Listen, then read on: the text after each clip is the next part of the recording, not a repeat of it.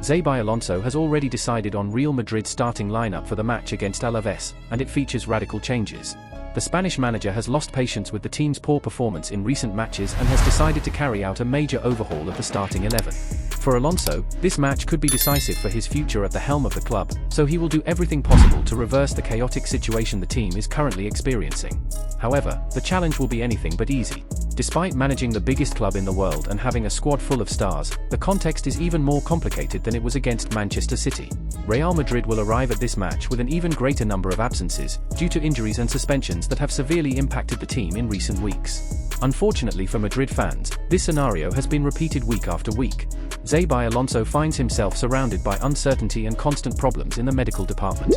The absences have reached a critical point, especially in defense, to the point that the manager has practically no natural defenders available to face Alaves.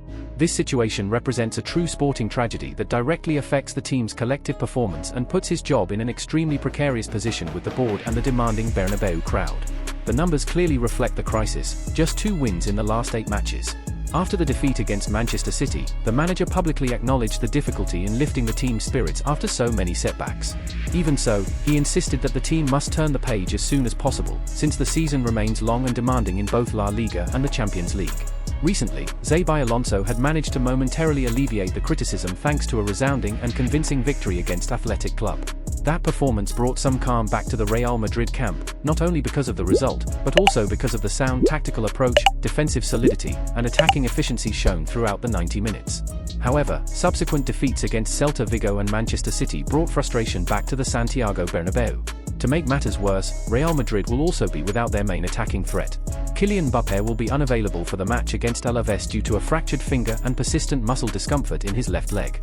The French striker, responsible for more than half of the team's goals this season, already missed the game against Manchester City, and his absence is another major blow.